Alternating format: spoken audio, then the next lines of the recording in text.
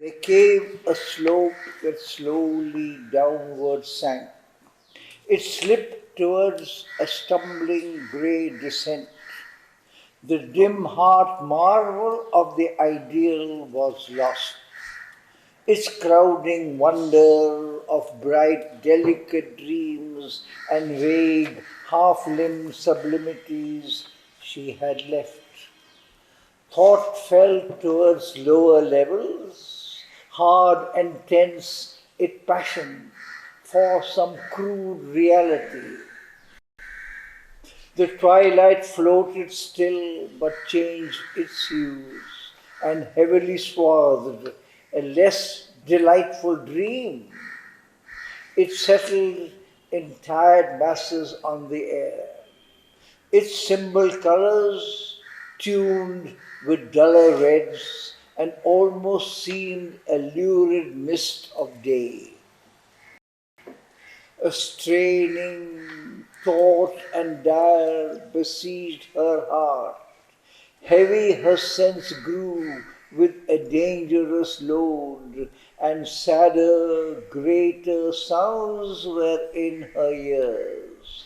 And through stern breakings of the lambent glare, her vision caught a hurry of driving plains and cloudy mountains and wide tawny streams and cities climbed in minarets and towers towards an unavailing, changeless sky. Long quays and ghats and harbours, white with sails, challenged her sight a while and then were gone.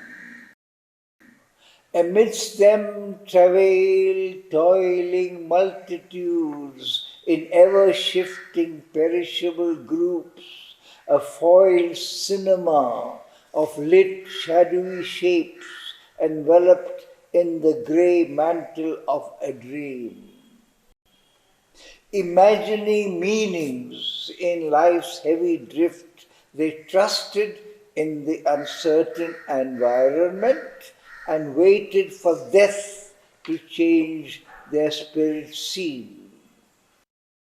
A savage din of labor and the tramp of armored life and the monotonous hum of thoughts and acts that ever were the same, as if the dull reiterated drone of a great brute machine beset her soul, a grey, dissatisfied rumour like a ghost of the moaning of a loud, unquiet sea. A huge, inhuman, cyclopean voice, a Babel builder's song towering to heaven, a throb of engines and a clang of tools brought the deep undertone of labor's pain. As when pale lightnings tear a tortured sky, high overhead a cloud-rimmed series flared, chasing like smoke from a red funnel driven the forced creations of an ignorant mind. Drifting she saw, like pictured fragments flee, phantoms of human thought and baffled hopes, the shapes of nature and the arts of man, philosophies and disciplines and laws, and the dead spirit of old societies, constructions of the Titan and the worm. As if lost remnants of forgotten light, before her mind there fled with trailing wings, dimmed revelations and delivering words, emptied of their mission and their strength to save, the messages of the evangelist gods, voices of prophets, scripts of vanishing creeds. each in its hour eternal claimed went by. Ideals, systems, sciences, poems, crafts, tireless, there perished and again recurred, sought restlessly by some creative power. But all were dreams crossing an empty vast.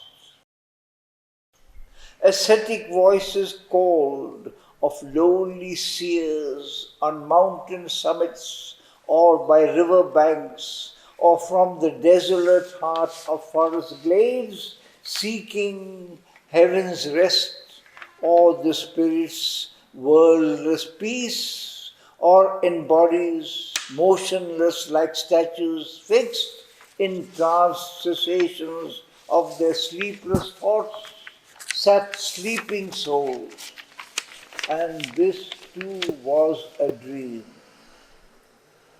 All things the past has made and slain were there, its lost forgotten forms that once had lived, and all the present loves as new revealed, and all the hopes the future brings had failed already, caught and spent in efforts vain repeated fruitlessly age after age.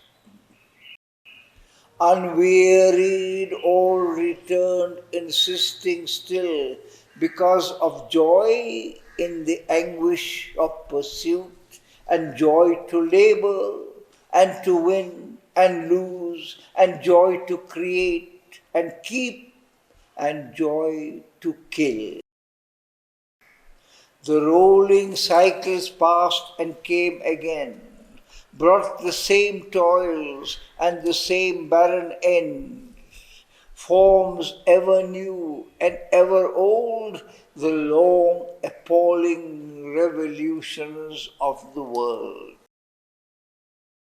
Once more arose the great destroying voice. Across the fruitless labor of the world, his huge denials, all defeating might, pursued the ignorant march of dolorous time. Behold the figures of this symbol realm, its solid outlines of creative dream, inspiring the great concrete tasks of earth. In its motion parable of human life, here thou canst trace the outcome nature gives to the sin of being and the error in things and the desire that compels to live and man's incurable malady of hope. In an immutable order's hierarchy, where nature changes not, man cannot change. Ever he obeys her fixed mutation's law. In a new version of her oft-told tale, in ever-wheeling cycles, turns the race.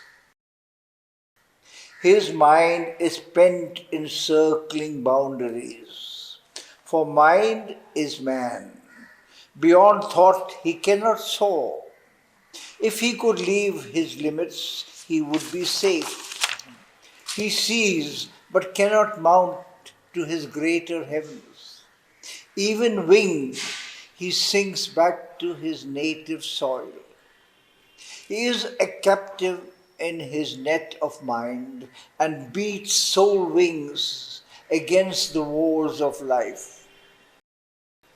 In vain his heart lifts up its yearning prayer, peopling with brilliant gods the formless void.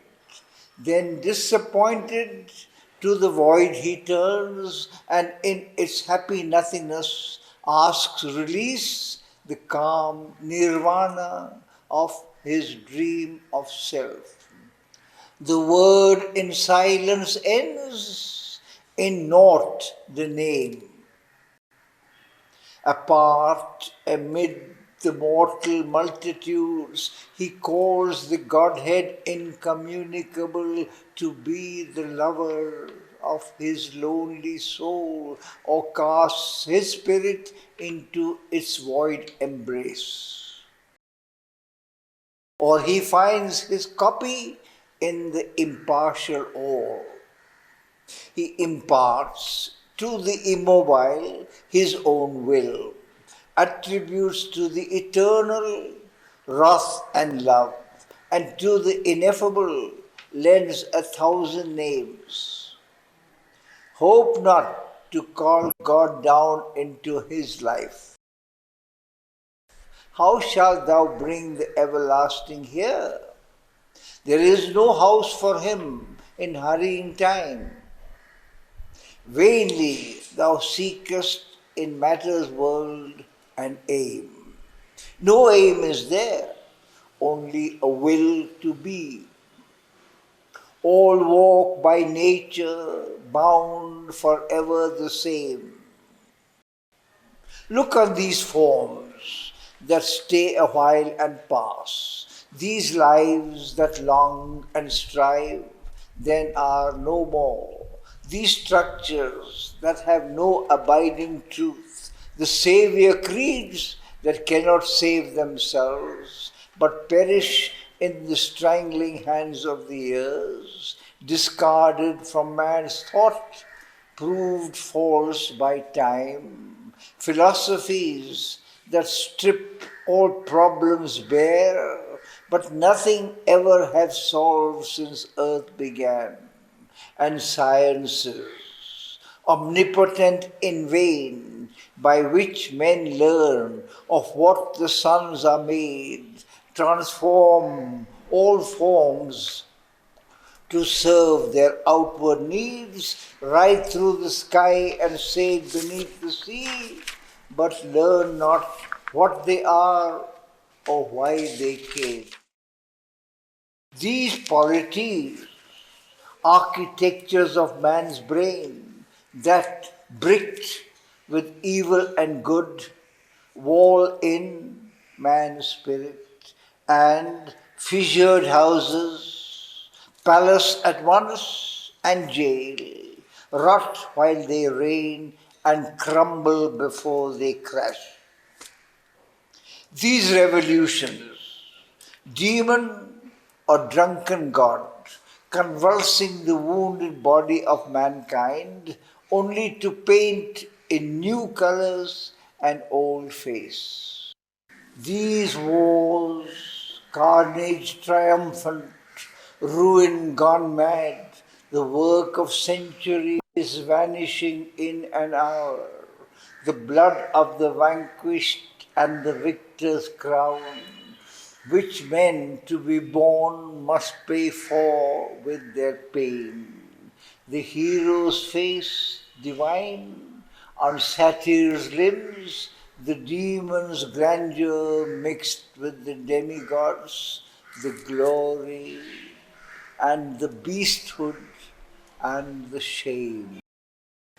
Why is it all, the labor and the din, the transient joys, the timeless sea of tears, the longing and the hoping and the cry, the battle and the victory and the fall, the aimless journey that can never pause, the waking toil, the incoherent sleep, song, shouts and weeping, wisdom and idle words, the laughter of men, the irony of the gods. Where leads the march? Whither the pilgrimage? Who keeps the map of the route or planned each stage?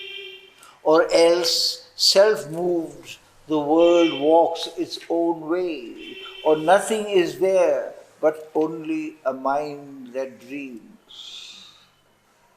The world is a myth that happened to come true, a legend told to itself by conscious mind, imaged and played on a faint matter's ground on which it stands in an unsubstantial vast.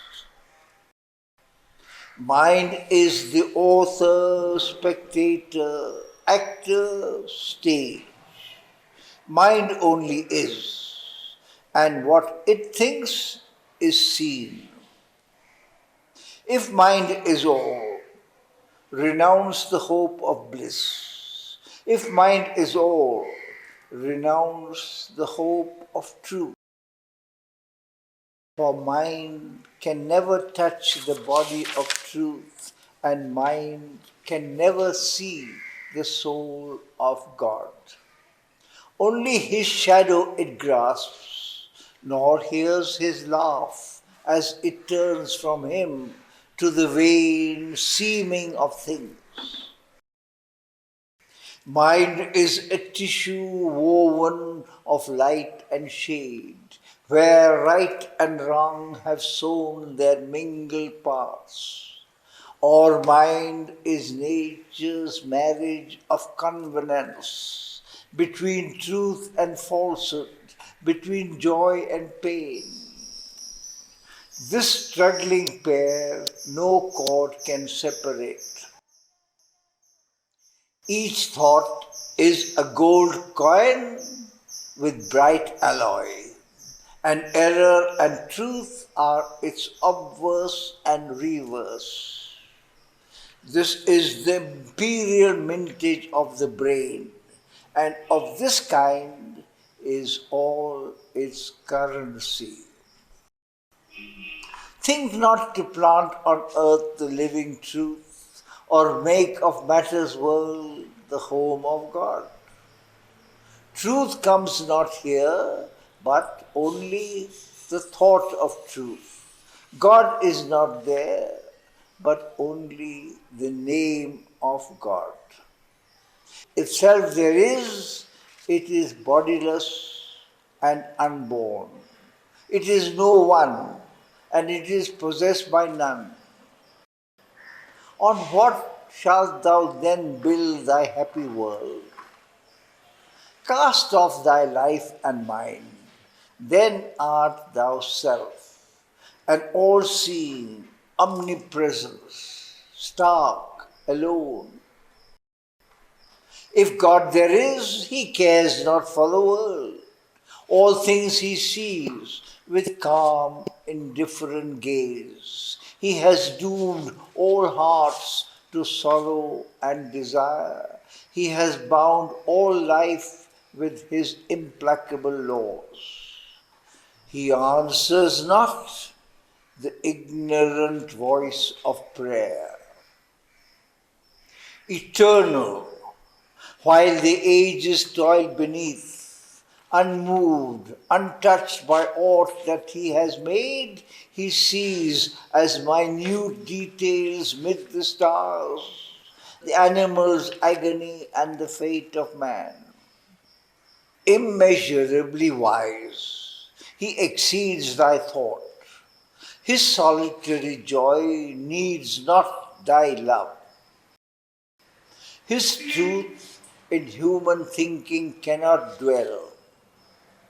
If thou desirest truth, then still thy mind forever slain by the dumb unseen light. Immortal bliss lives not in human air. How shall the mighty mother her calm delight keep fragrant in this narrow, fragile vase, or lodge her sweet, unbroken ecstasy in hearts which earthly sorrow can assail, and bodies careless death can slay at will? Dream not to change the world that God has planned. Strive not to alter his eternal law. If heavens there are, whose gates are shut to grief, there seek the joy thou couldst not find on earth, or in the imperishable hemisphere, where light is native and delight is king, and spirit is the deathless ground of things, choose thy high station, child of eternity. If thou art spirit, and nature is thy robe, cast off thy garb and be thy naked self, immutable in its undying truth, alone forever in the mute alone. Turn then to God, for him leave all behind, forgetting love, forgetting Satyavan, annul thyself in his immobile peace. O soul, drown in his still beatitude, for thou must die to thyself to reach God's height. I, death, am the gate of immortality. But Savitri answered to the sophist god, once more wilt thou call light to blind truth's eyes, make knowledge a catch of the snare of ignorance, and the word a dart to slay my living soul? Offer, O king, thy boons to tired spirits and hearts that could not bear the wounds of time. Let those who were tied to body and to mind tear off those bonds and flee into white calm, crying for a refuge from the play of God. Surely thy boons are great, since thou art He. How shall I seek rest in endless peace, who house the mighty mother's violent force, her vision turned to read the enigmaed world, her will tempered in the blaze of wisdom's sun and the flaming silence of her heart of love? The world is a spiritual paradox, invented by a need in the unseen, a poor translation to the creature's sense of that which forever exceeds idea and speech, a symbol of what can never be symbolized, a language mispronounced, misspelled, yet true. Its powers have come from the eternal heights and plunged into the inconscient dim abyss and risen from it to do their marvelous work. The soul is a figure of the unmanifest. The mind labors to think the unthinkable. The life to call the immortal into birth, the body to enshrine the illimitable. The world is not cut off from truth and God. In vain thou hast dug the dark, unbridgeable gulf. In vain thou hast built the blind and doorless wall. Man's soul crosses through thee to paradise. Heaven's sun forces its way through death and night. Its light is seen upon our being's verge. My mind is a torch lit from the eternal sun. My life a breath drawn from the immortal guest. My mortal body is the eternal's house. Already the torch becomes the undying ray. Already the life is the immortal's force. The house grows of the householder, part and one. How sayest thou, truth can never light the human mind, and bliss can never invade the mortal's heart, or God descend into the world he made? If in the meaningless void creation rose, if from a bodiless force matter was born, if life could climb in the unconscious tree, its green delight break into emerald leaves, and its laughter of beauty blossom in the flower, if sense could wake in tissue, nerve, and cell, and thought seize the grey matter of the brain, and soul peep from its secrecy through the flesh, how shall the nameless light not leap unmanned, and unknown powers emerge from nature's sleep? Even now, hints of a luminous truth like stars arise in the mind moon splendor of ignorance. Even now, the deathless lovers touch we feel. If the chamber's door is even a little ajar, what then can hinder God from stealing in, or who forbid his kiss on the sleeping soul? Already God is near, the truth is close.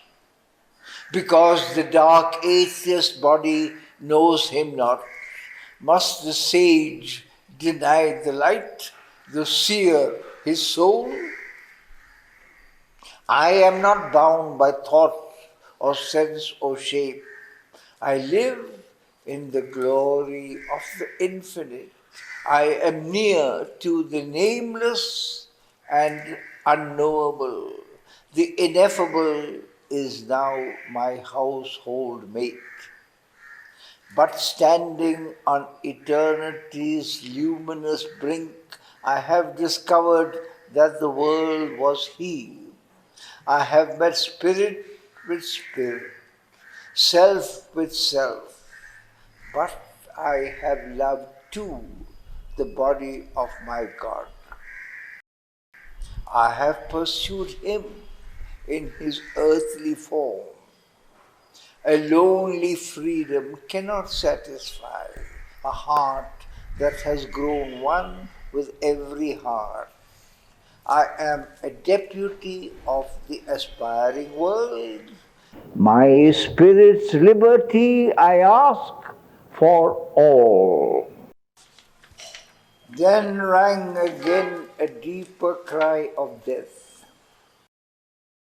As if beneath its weight of sterile law, oppressed by its own obstinate, meaningless will, disdainful, weary, and compassionate, it kept no more its old intolerant sound, but seemed like life's in her unnumbered paths, toiling forever and achieving naught because of birth and change, her mortal powers by which she lasts around the term post fixed, turning of a wide circling aimless race, whose course forever speeds and is the same. In its long play with fate and chance and time, assured of the game's vanity, lost or won, crushed by its load of ignorance and doubt, which knowledge seems to increase and growth to enlarge, the earth mind sinks and it despairs and looks old, weary, and discouraged on its work. Yet was all nothing then, or vainly achieved? Some great thing has been done, some light, some power, delivered from the huge inconscious grasp. It has emerged from night. It sees its dawns circling forever, though no dawn can stay. This change was in the Godhead's far flung voice. His form of dread was altered and admitted our transient effort at eternity, yet flung vast doubts of what might else have been on grandiose hints of an impossible day. The great voice surging cried to Savitri, because thou knowest the wisdom that transcends both veil of forms and the contempt of forms, arise, delivered by the seeing gods. If free thou hadst kept thy mind from life's fierce stress, thou mightest have been like them, omniscient, calm. But the violent and passionate heart forbids. It is the storm bird of an anarch power that would upheave the world and tear from it the indecipherable scroll of fate, death's rule and law, and the unknowable will. Hasteners to action, violators of God are these great spirits who have too much love. And they who, formed like thee, for both art thou, have come into the narrow bounds of life with too large natures overleaping time. Worshippers of force who know not her recoil, their giant wills compel the troubled years. The wise are tranquil, silent the great hills rise ceaselessly towards their unreached sky, seated on their unchanging base, their heads dreamless in heaven's immutable domain. On their aspiring tops, sublime and still, lifting halfway to heaven the climbing soul, the mighty mediators stand content to watch the revolutions of the stars. Motionlessly moving with the might of earth, they see the ages pass and are the same. The wise think with the cycles, they hear the tread of far off things. Patient, unmoved, they keep their dangerous wisdom in their depths restrained, lest man's frail days into the unknown should sink, dragged like a ship by bound Leviathan into the abyss of his stupendous seas. Lo, how all shakes when the gods tread too near. All moves, is in peril, anguished, torn, upheaved. The hurrying aeons would stumble on too swift if strength from heaven surprised the imperfect earth and veilless knowledge smote these unfit souls. The deities have screened their dreadful power. God hides his thought, and even he seems to err. Be still and tardy in the slow wise world.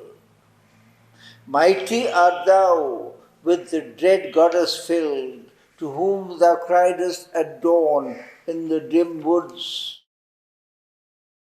Use not thy strength like the wild Titan souls. Touch not the seated lines, the ancient laws. Respect the calm of great established things. But Savitri replied to the huge god, What is the calm thou wantest, O law, O death? Is it not the dull vision, dread, inert, of monstrous energies chained in a stark round, soulless and stone-eyed with mechanic dreams? Vain the soul's hope if changeless law is all. Ever to the new and the unknown press on, the speeding eons, justifying God. What were the earth's ages if the grey restraint were never broken and glory sprang not forth, bursting their obscure seed, while man's slow life leaped, hurried into sudden splendid paths by divine words and human gods revealed? Impose not upon sentient minds and hearts the dull fixity that binds inanimate things. Well is the unconscious rule for the animal breeds, content to live beneath the immutable yoke. Man turns to a nobler walk, a master path. I trample on thy law with living feet, for to arise in freedom I was born. If I am mighty, let my force be unveiled, equal companion of the dateless powers, or else let my frustrated soul sink down, unworthy of the Godhead in the original sleep. I claim from time my will's eternity, God from his moments. Death replied to her, why should the noble and immortal will stoop to the petty works of transient earth, freedom forgotten and the eternal's path? Or is this the high use of strength and thought to struggle with the bonds of death and time and spend the labor that might earn the gods and battle and bear agony of wounds to grasp the trivial joys that earth can guard in her small treasure chest of passing things? Child, hast thou trodden the gods beneath thy feet only to win poor shards of earthly life for him thou lovest, cancelling the grand release, keeping from early rapture of the heaven his soul, the lenient deities have called? Are thy arms sweeter than the courts of God? She answered, straight I trample on the road, the strong hand hewed for me, which planned our paths. I run where his sweet, dreadful voice commands, and I am driven by the reins of God. Why drew he wide his scheme of mighty worlds, or filled infinity with his passionate breath? Or wherefore did he build my mortal form and sow in me his bright and proud desires, if not to achieve, to flower in me, to love, carving his human image, richly shaped in thoughts and largenesses and golden powers? Far heaven can wait our coming in its calm. Easy the heavens were to build for God. Earth was his difficult matter. Earth the glory gave of the problem and the race and strife. There are the ominous masks, the terrible powers. There it is greatness to create the gods. Is not the spirit immortal and absolved, always delivered from the grasp of time? Why came it down into the mortal space? A charge he gave to his high spirit in man and wrote a hidden decree on nature's tops. Freedom is this, with ever seated soul, large in life's limits, strong in matter's knots, building great stuff of action from the worlds to make fine wisdom from coarse scattered strands, and love and beauty out of war and naught, the wager wonderful, the game divine.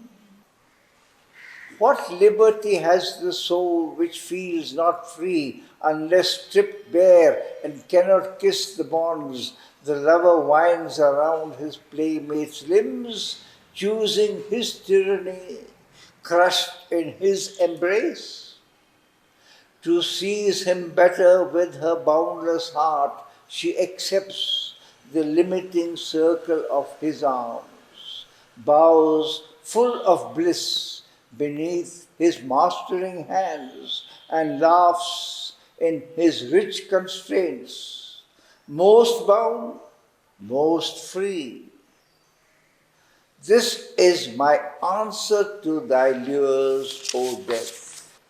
Immutable death's denial met her cry. However mighty, whatever thy secret name, uttered in hidden conclaves of the gods, thy heart's ephemeral passion cannot break the iron rampart of accomplished things with which the great gods fence their camp in space.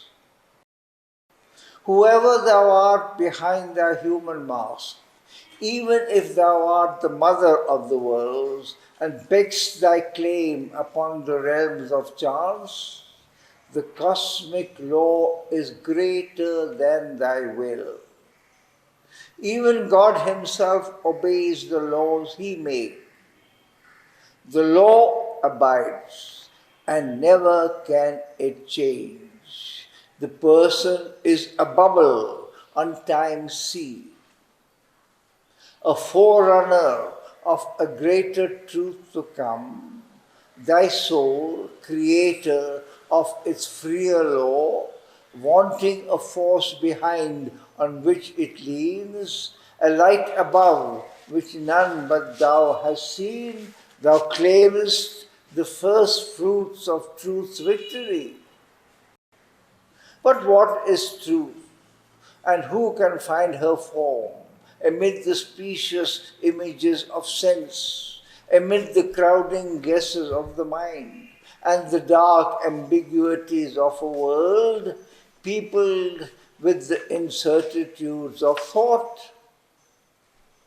For where is truth, and when was her footfall heard amid the endless clamor of time's mart? And which is her voice amid the thousand cries that cross the listening brain and cheat the soul?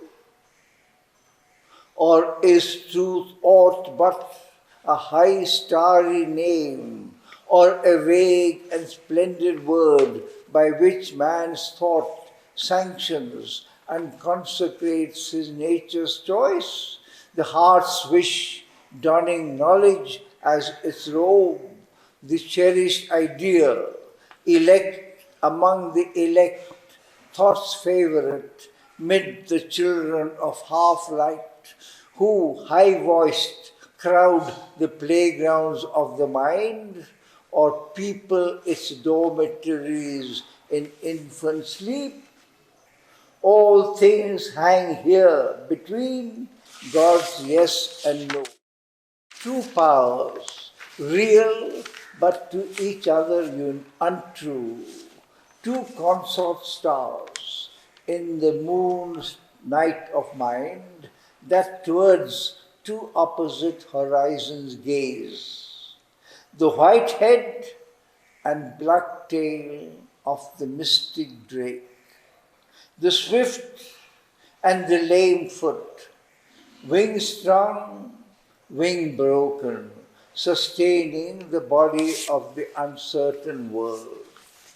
A great surreal dragon in the skies. Too dangerously thy high proud truth must live, entangled in matter's mortal littleness. All in this world is true, yet all is false. Its thoughts into an eternal cipher run, its deeds swell to time's rounded zero sum. Thus man at once is animal and God, a disparate enigma of God's make, unable to free the Godhead form within, a being less than himself, yet something more, the aspiring animal, the frustrate God, yet neither beast nor deity, but man. But man, tied to the kind earth's labor, strives to exceed, climbing the stairs of God to higher things. Objects are seemings, and none knows their truth. Ideas are guesses of an ignorant God. Truth has no home in earth's irrational breast. Yet, without reason, life is a tangle of dreams. But reason is poised above a dim abyss and stands at last upon a plank of doubt. Eternal truth lives not with mortal men. Or if she dwells within thy mortal heart, show me the body of the living truth, or draw for me the outline of her face, that I too may obey and worship her. Then will I give thee back thy Satyavan. But here are only facts and steel-bound law.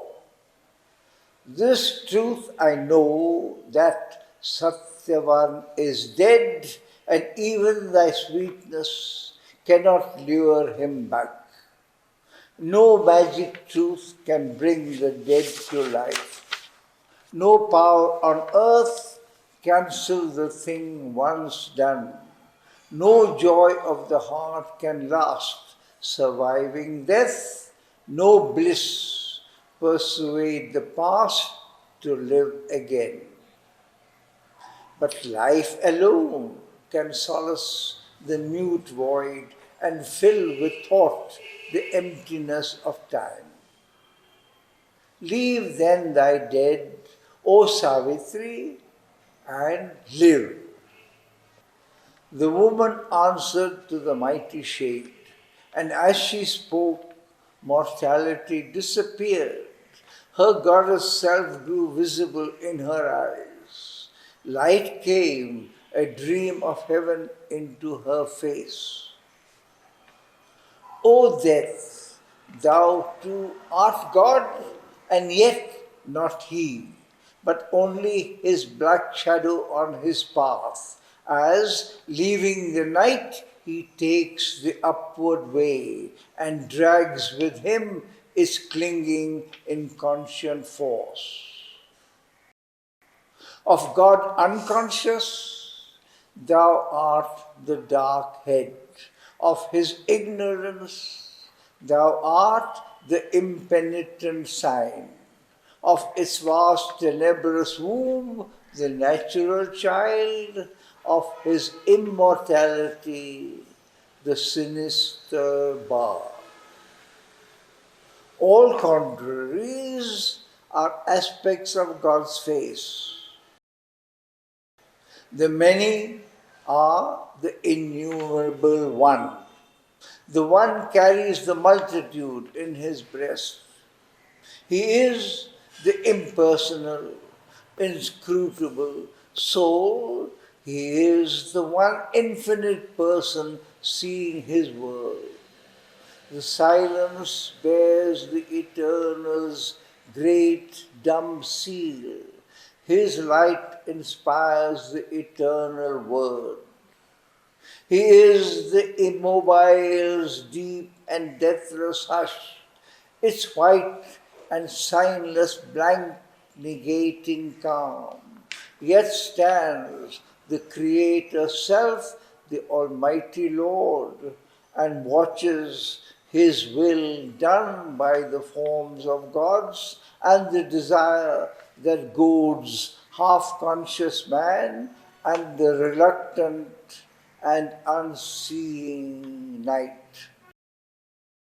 These wide divine extremes, these inverse powers are the right and left side of the body of God.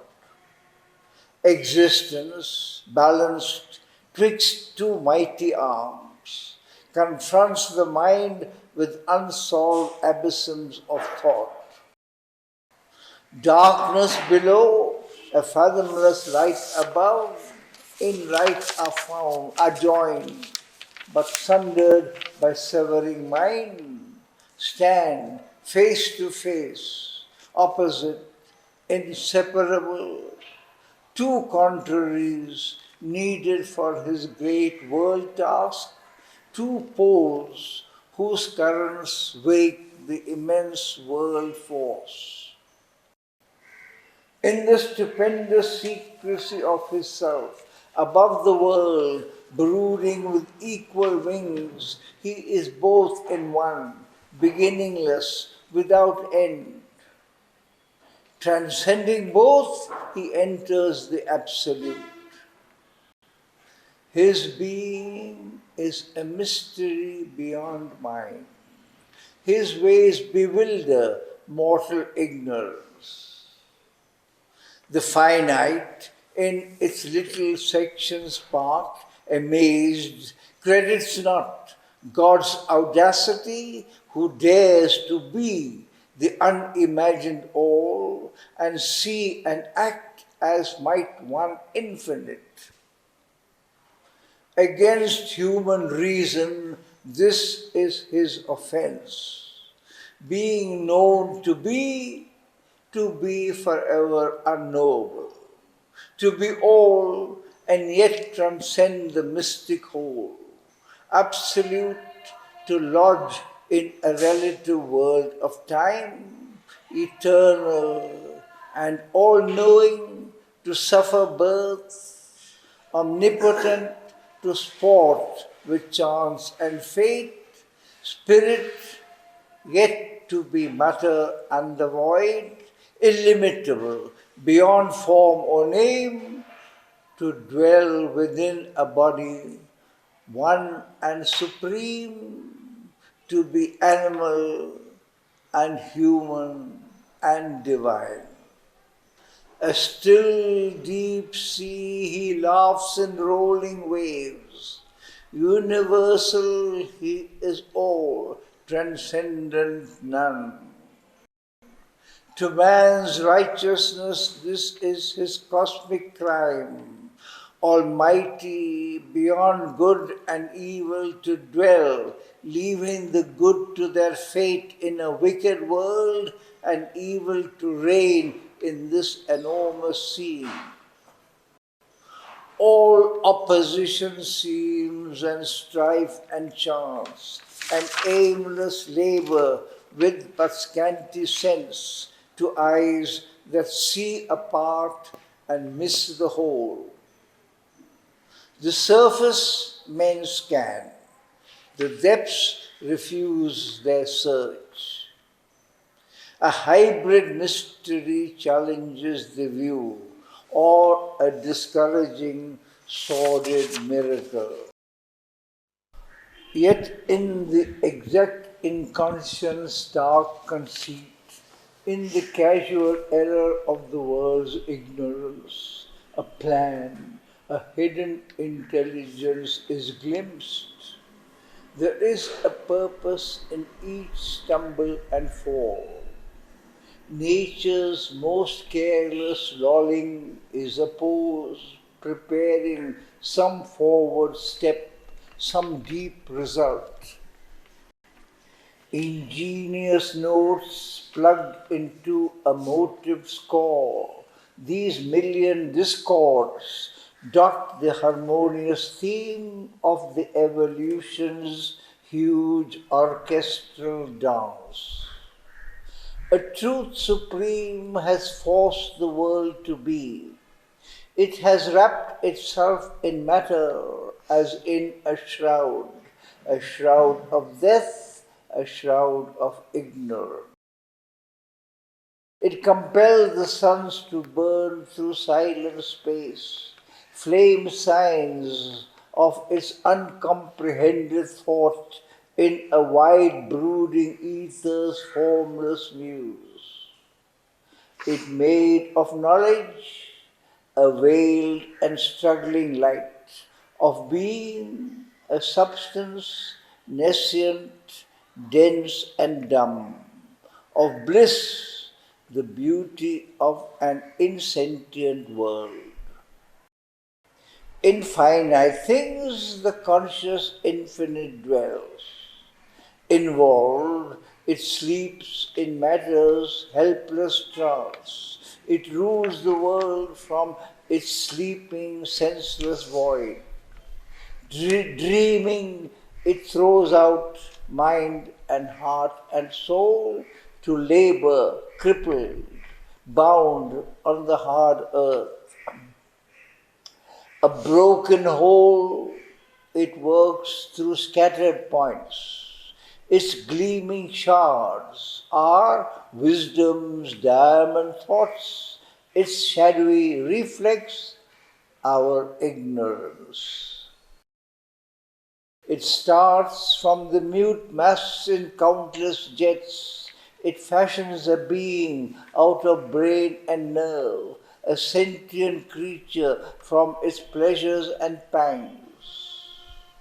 A pack of feelings obscure, a dot of sense survives a while answering the shocks of life, then crushed or its force spent, leaves the dead form, leaves the huge universe in which it lived, an insignificant, unconsidered guest. But the soul grows concealed within its house. It gives to the body its strength and magnificence. It follows aims in an ignorant, aimless world. It lends significance to earth's meaningless life. A demigod animal came thinking man. He wallows in mud, yet heavenward soars in thought. He plays and ponders, laughs and weeps and dreams, satisfies his little longings like the beast. He pores upon life's book with student eyes. Out of this tangle of intellect and sense, out of the narrow scope of finite thought, at last he wakes into spiritual mind. A high liberty begins, and luminous room. He glimpses eternity, touches the infinite. He meets the gods in great and sudden hours. He feels the universe as his larger self, makes space and time his opportunity to join the heights and depths of being in light. In the heart's cave speaks secretly with God. But these are touches and high moments lived. Fragments of truth supreme have lit his soul, reflections of the sun in waters still.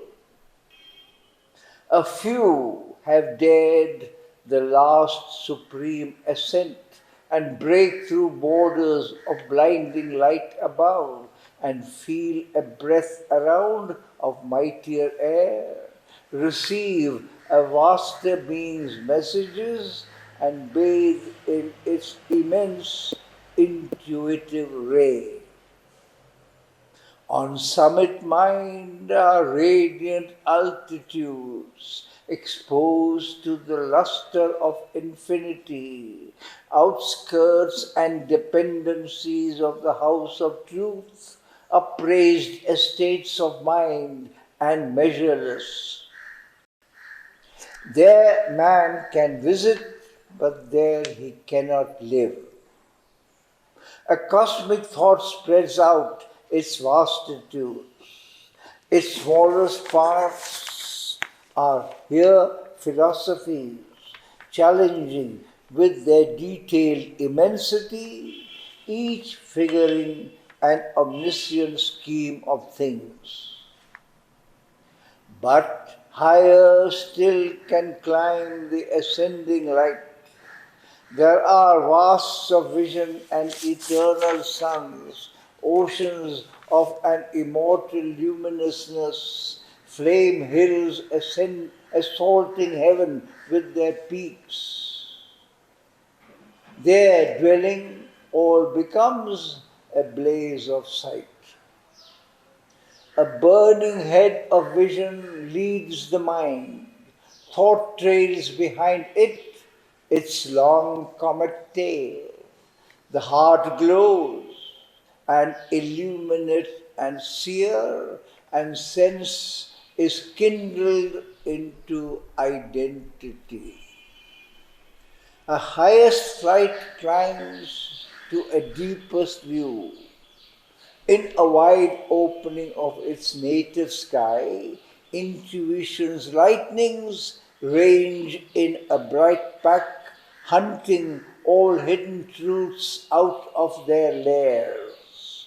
Its fiery edge of seeing absolute cleaves into locked, unknown retreats of self, rummages the sky recesses of the brain, lights up the occult chambers of the heart. Its spear point ictus of discovery, pressed on the cover of name, the screen of form, strips bare the secret soul of all that is. Thought there has revelation's sunbright eyes. The word, a mighty and inspiring voice, enters truth's inmost cabin of privacy and tears away the veil from God and life. Then stretches the boundless finite's last expanse, the cosmic empire of the overmind, time's buffer state bordering eternity, too vast for the experience of man's soul. All here gathers beneath one golden sky. The powers that build the cosmos station take in its house of infinite possibility. Each god from there builds his own nature's world. Ideas are flanked like a group of suns, each marshalling his company of rays. Thought crowds in masses, seized by one regard. All time is one body, space a single look. There is the Godhead's universal gaze, and there the boundaries of immortal mind. The line that parts and joins the hemispheres closes in on the labor of the gods, fencing eternity from the toil of time. In her glorious kingdom of eternal light, all ruler, rule by none, the truth supreme, omnipotent, omniscient, and alone, in a golden country keeps her measureless house. In its corridor she hears the tread that comes out of the unmanifest, never to return, till the unknown is known and seen by men. Above the stretch and blaze of cosmic sight, above the silence of the wordless thought, formless creator of immortal forms, nameless, investitured with the name divine, transcending time's hours, transcending timelessness, the mighty mother sits in lucent calm and holds the eternal child upon her knees, attending the day when he shall speak to fate. There is the image of our future's hope. There is the sun for which all darkness waits. There is the imperishable harmony. The world's contradictions climb to her and are one. There is the truth of which the world's truths are shreds, the light of which the world's ignorance is the shade, till truth draws back the shade that it has cast.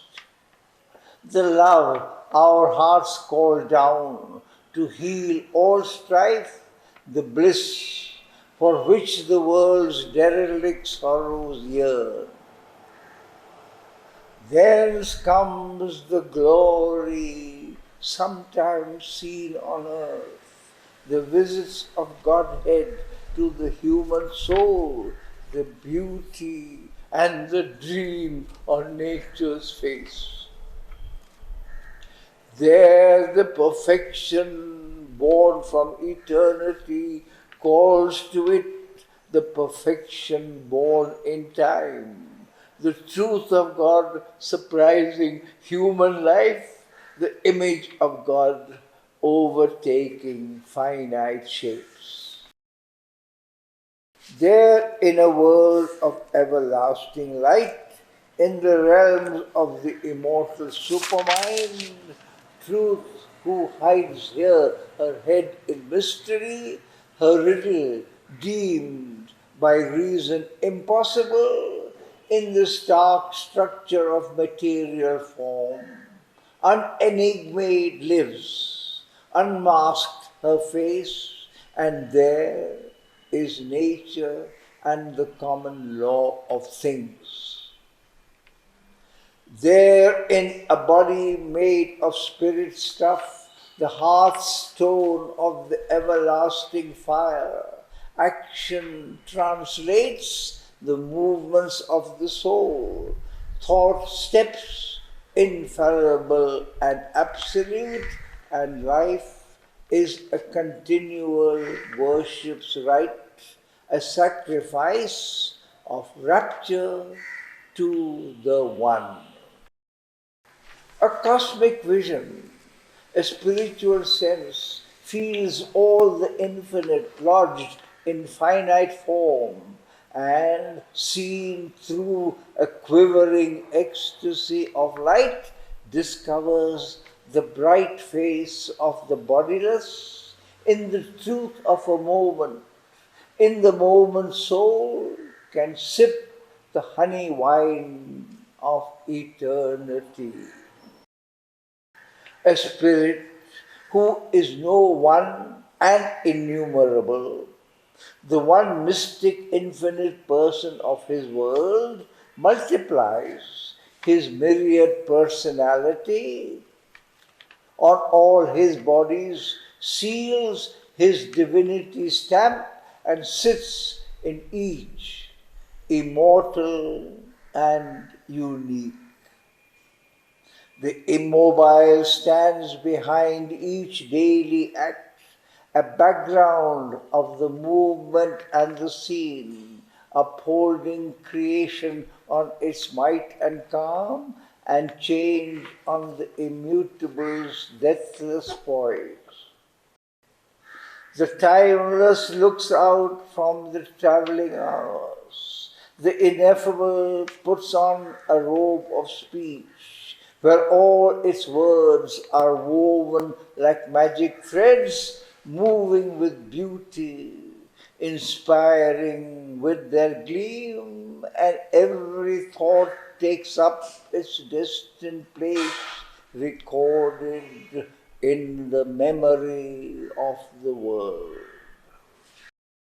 The truth supreme, vast and impersonal, fits faultlessly the hour and circumstance, its substance, a pure gold, ever the same, but shaped into vessels for the Spirit's use. Its gold becomes the wine jar and the vase. All there is a supreme epiphany. The all wonderful makes a marvel of each event. The all beautiful is a miracle in each shape. The all blissful smites with rapture the heart's throbs. A pure celestial joy is the use of sense.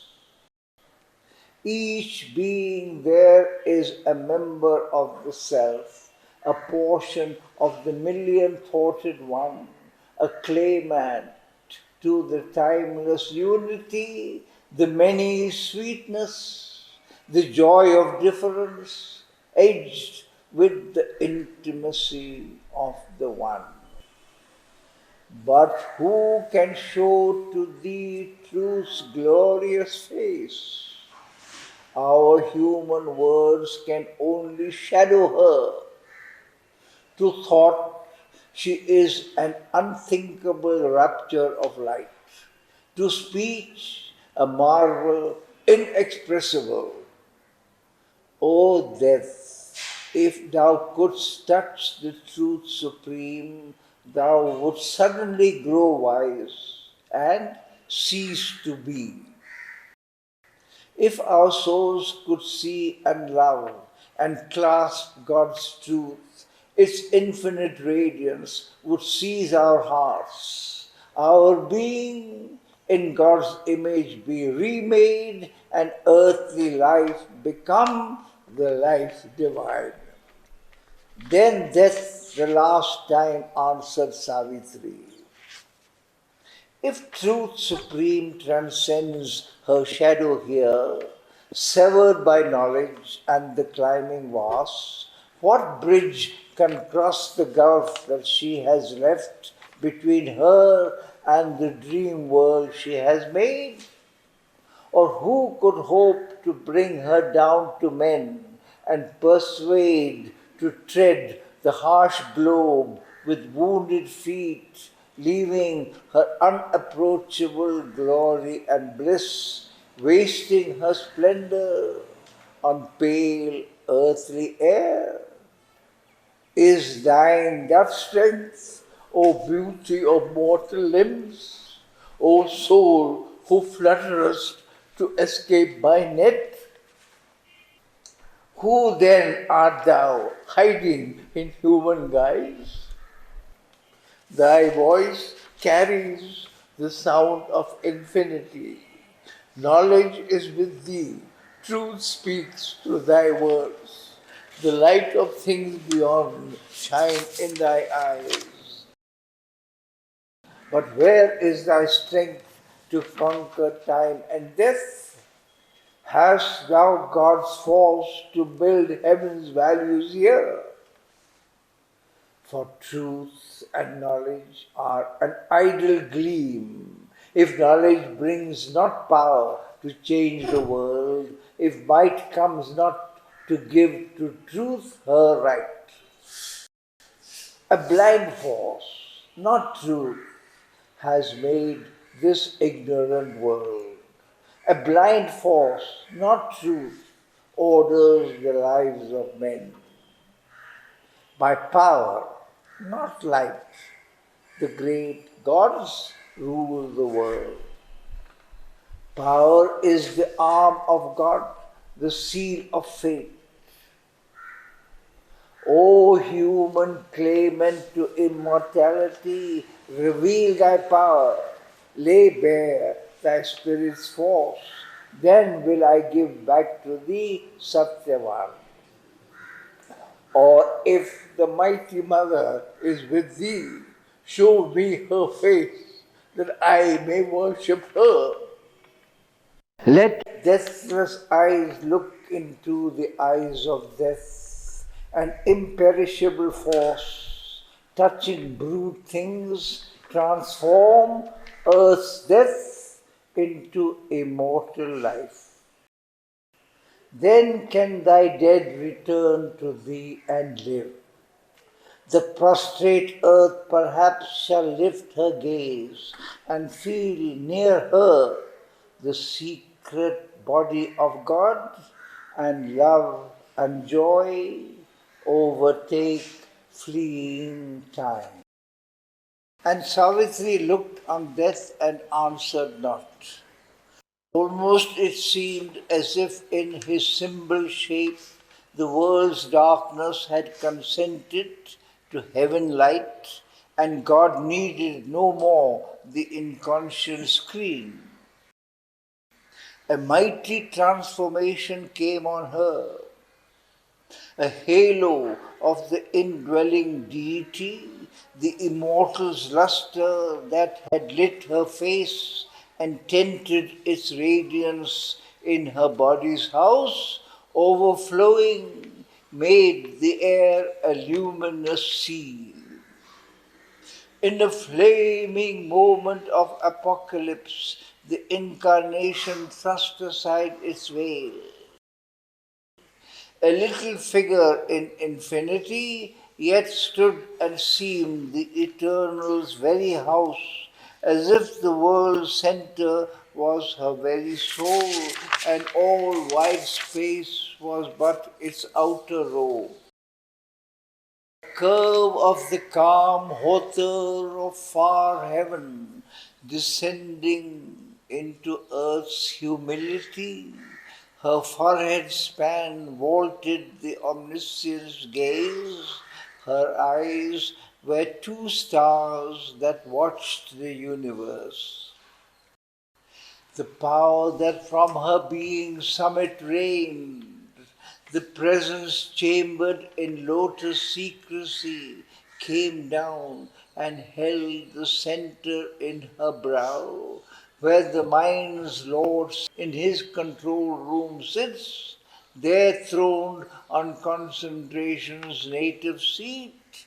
He opens the third mysterious eye in man, the unseen's eye that looks at the unseen, when light with a golden ecstasy fills his brain, and the Eternal's wisdom drives his choice, and eternal will seizes the mortal's will.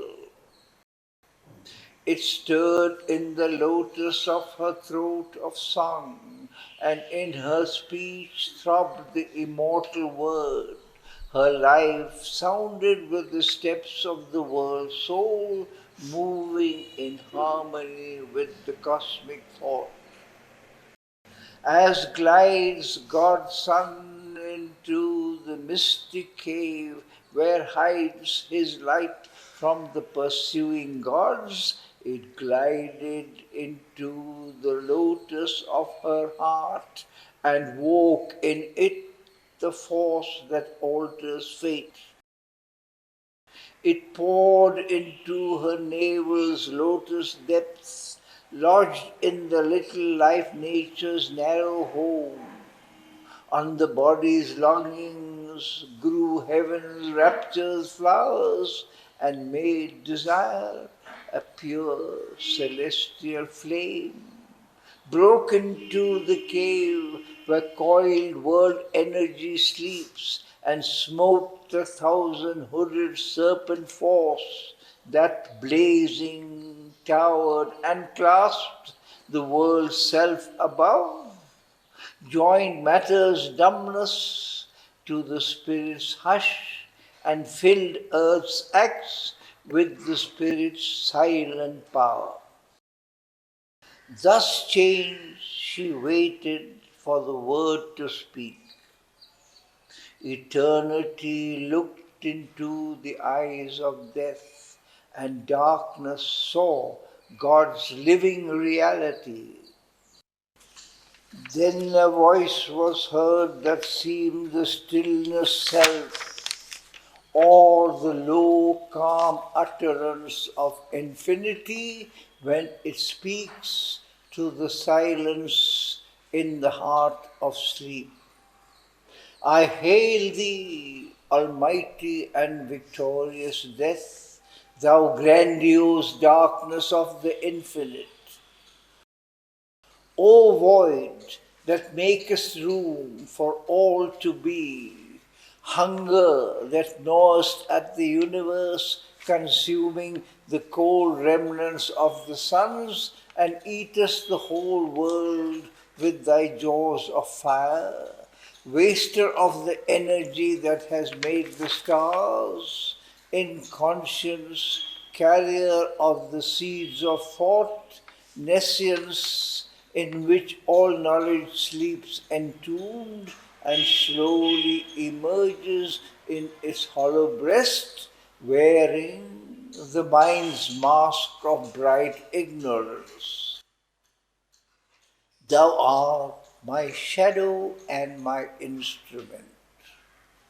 I have given thee thy awful shape of dread, and thy sharp sword of terror and grief and pain, to force the soul of man to struggle for light on the brevity of his half-conscious days. Thou art his spur to greatness in his works, the whip to his yearning for eternal bliss, his poignant need of immortality. Live, death, awhile, be still my instrument. One day man too shall know thy fathomless heart of silence and the brooding peace of night and grave obedience to eternal law and the calm, inflexible pity in thy gaze. But now, O timeless mightiness, stand aside and leave the path of my incarnate force. Relieve the radiant God from thy black mask. Release the soul of the world called Satyavan, freed from thy clutch of pain and ignorance, that he may stand master of life and fate, man's representative in the house of God, the mate of wisdom and the spouse of light, the eternal bridegroom of the eternal bride. She spoke. Death, unconvinced, resisted still, although he knew, refusing still to know, although he saw, refusing still to see. Unshakable he stood, claiming his right. His spirit bowed. His will obeyed the law of its own nature, binding even on gods. The two opposed each other, face to face. His being, like a huge fort of darkness, towered. Around it, her light grew, and ocean seized. A while the shades survived, defying heaven. A sailing in front, Oppressing from above, a concrete mass of conscious power, he bore the tyranny of her divine desire.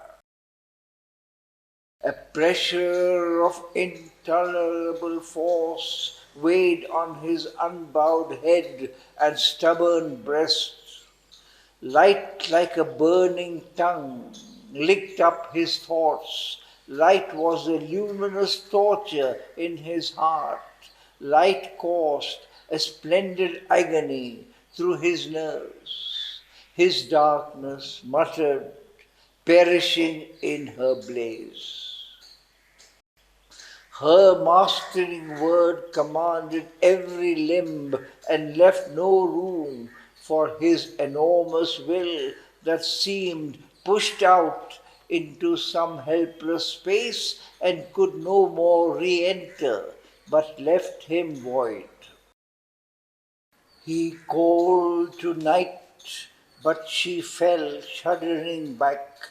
He called to hell, but sullenly it retired.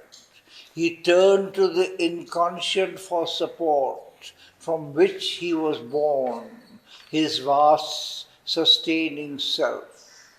It drew him back towards boundless vacancy, as if by himself to swallow up himself. He called to his strength, but it refused his call. His body was eaten by light, his spirit devoured. At last he knew defeat inevitable and left crumbling the shape that he had worn, abandoning hope to make man's soul his prey and forced to be mortal, the immortal spirit. Afar he fled, shunning her dreaded touch, and refuge took in the retreating night.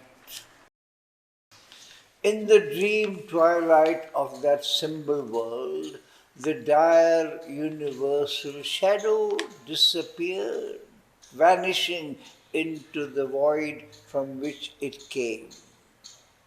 As if deprived of its original course, the twilight realm passed, fading from their souls, and Satyavan and Savitri were alone.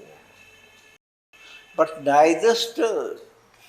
Between those figures rose a mute, invisible, and translucent wall. In the long blank moment's pause, nothing could move. All waited on the unknown, inscrutable will.